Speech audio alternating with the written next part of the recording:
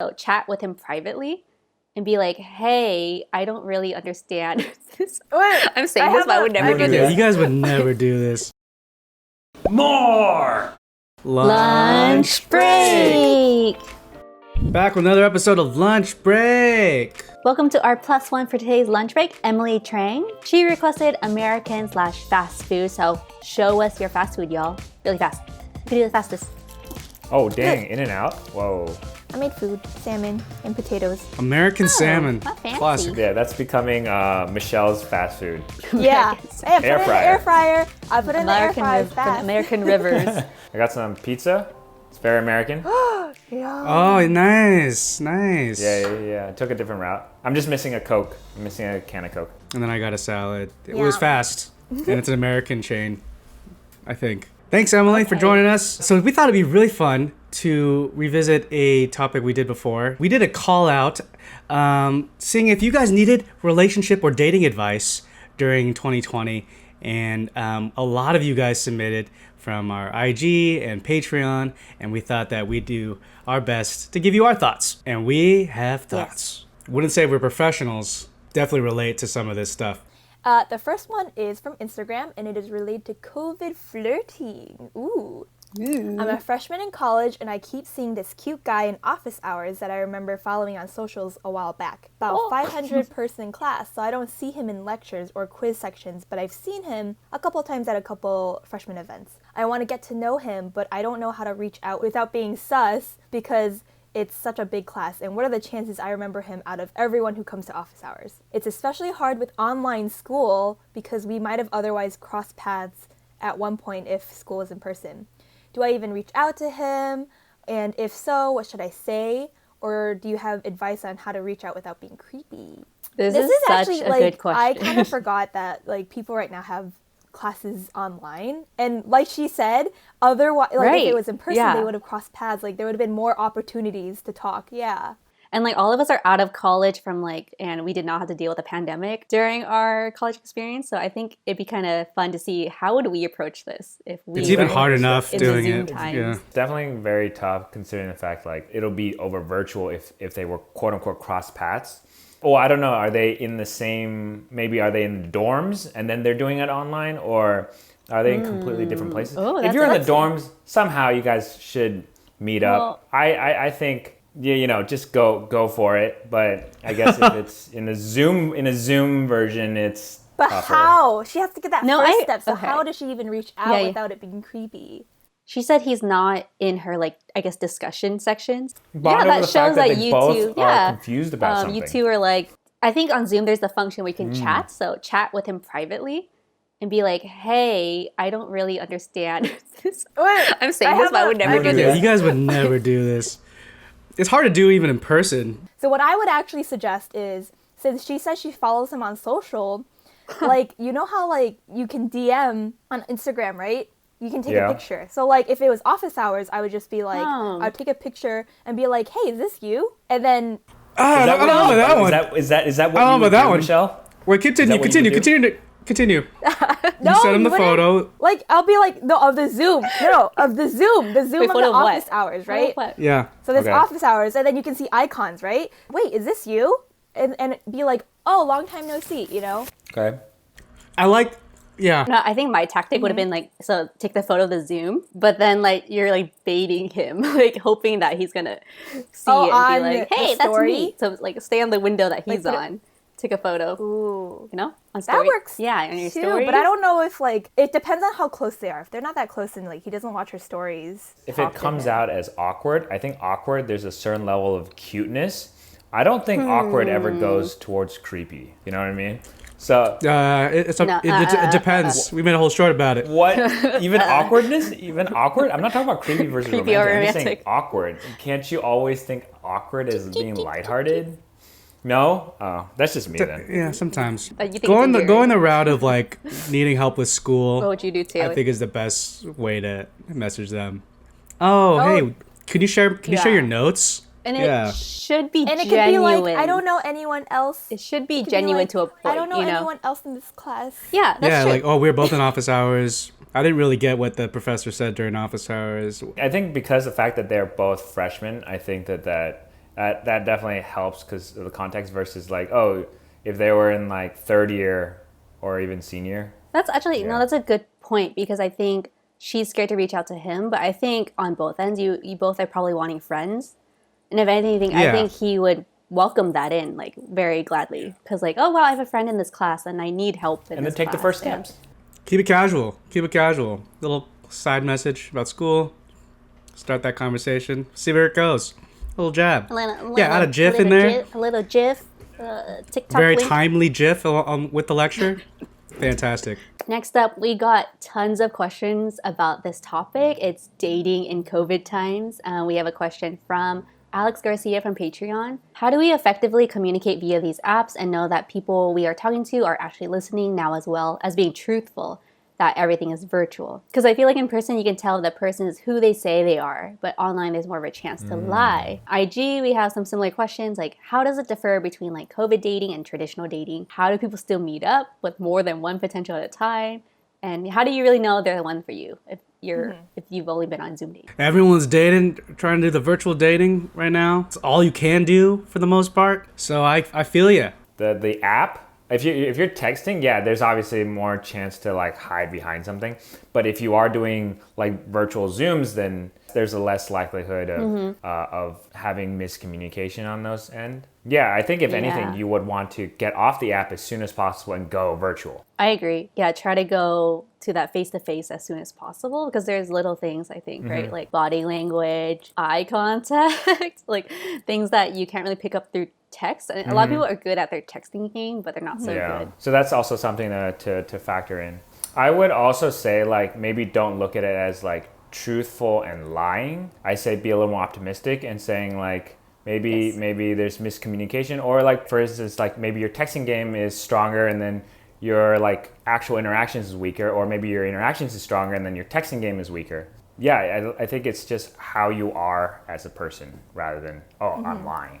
Who's to say that you I have agree to with keep that. it to online? Like, there's definitely, I feel, like COVID-safe in-person dates. Like, if you do a picnic that's like 6 feet apart, like, it's like either too cold or like too hot, use your cars, just like park next to each other, and then one person is in the passenger seat and one person's the driver's seat, and you just talk through the window. Yeah, there's a lot of options for you to get off Zoom during this time. But I think a lot of the question is about like how to even gauge if someone's even interested in stuff like that. How about we assume that they can't even meet up? Like, what if they're a little bit too far to drive? Like the last one saying, like, how do you really know if they're the one for you if you've only been on a Zoom date? I think for me personally, it's about emotional connection, you know? And I feel like even through FaceTime and text and stuff, that comes through and that will shine through. That will be genuine if it's really there. I think you know yourself the best and you can gauge you that. can see how genuine or vulnerable someone else is being with you, right? The one, is that just saying like the one where in which you would just continue going on dates with, or the one that, hey, I'm gonna marry this person? I would never just straight up say, oh yeah, I know this is like ever after from just Zoom dates. No, you gotta be, that stuff has to be in person. The one to date. You know what you're able to bond over or can relate to, shared experiences, shared interests. Maybe both of you guys are, very active about certain conversations. It is similar to like long distance, I guess. If anything, it's testing you guys on how well you can communicate, like minus the in-person interaction. Do you know how to express your feelings through these different avenues? Like the way that you go about dating and these different ways of trying to gauge or get to deeper levels is changing, and you have to find new solutions to that because of this year. If they're showing interest, if they're engaging, I think, and if you keep presenting new ideas for like reaching a new level of deepness and intimacy, then I think you're on the right track to figuring out if they are the one to date. But keep it fresh. The other thing is, I think like with Zoom dates is that because you haven't really met this person, that there's so much more that's left to unwrap. Like there's more things to be looking forward to, kind of like how like long distance relationships are. Like sometimes you're only there for certain periods of time, and then you have to look for that next meetup. So I guess you can sort of see that in like Zoom dates. So that's an optimistic way to look at it, Chris. You're right. It's like, hey, if it's already good at this point virtually, and it's like very it's got to be even better. It should be even better. Yes, if they were like has the likelihood of genuine being and better. truthful with you. it's all these little things we talk about response time, and if they are like reluctant to go to the next level when you're ready to, it doesn't necessarily mean they're lying, but I think it definitely means that you're not on the same page, and I think that's something to It's like a yellow flag. Yeah. So we also got another question from Patreon. Let's say we are in a relationship. As filmmakers and creatives, I am sure you all have works, either your own or someone else's, that are deeply meaningful to you. What would you do if your romantic partner cannot relate to or appreciate these works? Dump them. Very relatable question. Let's say it's like from like as creators, Very relatable to you us. know, like our own. Let's go with that. Our own work. I think. Have you guys thought about this before? Yeah? Yeah. I have. Yeah. Yeah. Well, I'm sure it's different for you guys now that you're in relationships, you versus us who are currently looking. Like, was this something that you kept in mind when you were... You would like to have, your romantic partner, your significant other, not necessarily, like, you don't have to agree with, like, the stuff that is meaningful to you, but I think being proud or being supportive is more important than whether or not they like your work. Support is a big word, because support is not necessarily just like pampering and like just gooey-eyed appreciation. Sometimes Yeah. the role of a partner is to be like kind of an outside perspective to your work and kind of give truth when you need it as well. But that's in a supportive way, where in a way that like is pushing you towards what they know that you want to achieve and stuff like that. I think support can come with appreciating these work. Appreciating and relating is two different things, I guess now we're just choosing semantics and whatnot, but like not everything you do, your partner can relate to. Obviously, you're two completely different people. Me and Michelle, I feel like we talked about this a lot, and like I do this with a lot of my other girlfriends. Like, is this like important to us as creatives? Like, would we want to date someone who's like also creative, or in this, let's say, the Asian American circles that field? Do they know of this, or are they completely out of it? And that's like something I'm struggling with. Like, do I want this or do I not? Care if they're not a creative, they're not related to the creative field or whatever, as long as I agree, like they would have to appreciate it in some way or form. And it's kind of like what Taylor said, it's not just like a surface level support, attention to detail. And Yeah, I think Michelle. for me, like, it's not too important if they're in the same industry or not. I actually tend to like people who are like different industries, just because I like different ways of thinking. Of but opinions. it's also where Yes, it's same. like, if they can't understand, after me explaining like a billion times, and it's because like they don't really care to understand, then that's kind of like a deal breaker. If they don't even try to understand and learn the way that I work, or like the little things that I have to do, then that's kind of like hard. It's kind of like any like hobby, right? It's like my partner to be willing to learn about the creative industry that I'm in, the circle I'm in, Yes. like what I do for work. And like Taylor says, like support, in a way it's like they do have an outside perspective where they can be like, oh, well, I'm not in the industry, but this is what I think. That is very valuable. But what would you guys do if...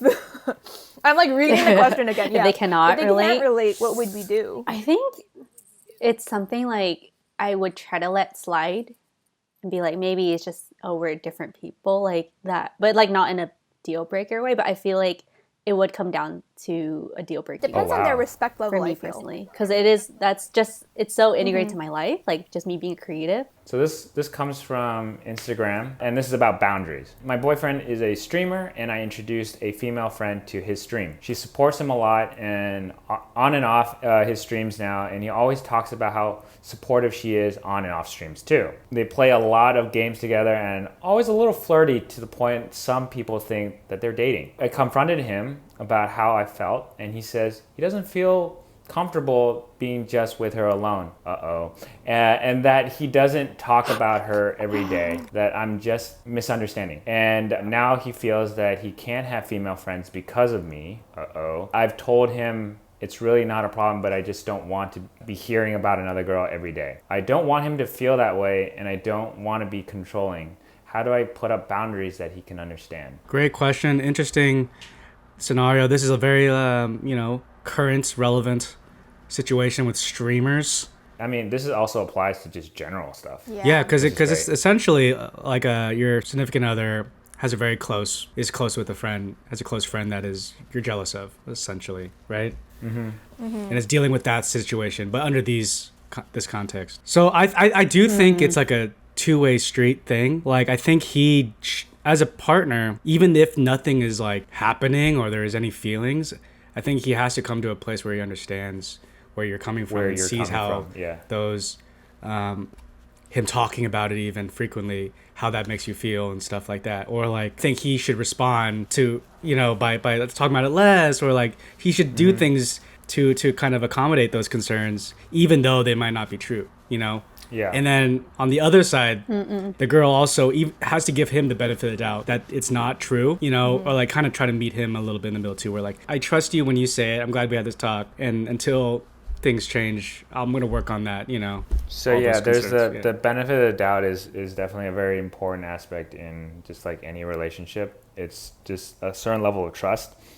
I mean, I feel like you should trust this person until it completely goes completely south. I mean, I feel like I've been in a similar situation, and I hear tons of stories of girls feeling the same way. I think again, like Taylor's saying, there's a lot of factors in it. It is like a two-way street. But I think maybe what's happening here is that she did confront him, trying to open up that communication line. He himself does not feel comfortable, but is like justifying his actions, but not doing more to like make her feel secure in the relationship, I guess. And that doesn't mean like, oh, you don't have to be friends with her anymore. There's some solution there that's not very easy solutions. Like she brought up an issue and there's no resolution. It seemed to be more like, oh yeah, like you're misunderstanding. I don't feel comfortable to, or like I don't talk to her like every day. Not talking as like a couple, being like, okay, what can I do to make this issue a non-issue for both persons? So it's not only just the boyfriend's responsibility. It's also like your responsibility too, to just be like, okay, what can we both do individually so that us as a couple can thrive? I think it would be good if he was trying to negate those comments publicly, like live. Like if you say, "Oh no, I have a girlfriend," like that's step one. Like if those comments are happening, make sure that you're denouncing them. And making it clear. Yeah, and to the second part, I wouldn't say that this is in any shape or form controlling or going in that controlling direction, because it seems like it's more of a conversation and you're confronting and how you feel. Right. So this is just like I'm trying to communicate how I'm feeling, and I'm feeling uncomfortable. Yeah. So don't be afraid of going that way. Yeah. Don't be afraid. Also, like he might be acting very defensive. He's just put on spot and like he's just acting kind of irrationally just because. So sometimes he's just his judgment's a little clouded. So maybe he needs just ideas. So presenting these ideas to him might be the solution, part of that solution too. We only covered like 3 or 4 questions, but there were so many more, and a lot of good ones too. So we're definitely going to continue this type of lunch break if you guys like it and you want to hear more. This is just our personal opinions, so don't come to us like we're experts, because we're really not. Think of us as your friend group that has like that you want to talk to your friends about these issues, and then we're like your friends aren't really experts, but you want to get their thoughts. Yeah. If anyone else has words of advice for any of these questions, feel free to comment down below about what you guys would say or do. Thank you again, Emily Trang, for joining us for a lunch break. That was delicious. If you guys want to join our Patreon, check out patreon.com/wongfuproductions, and you can suggest some yummy lunch with us. Yeah. Oh, and we also have the core collection available on wongfustore.com. And again, we have lunch breaks every Thursday, so we'll see you guys next week. Bye. Bye.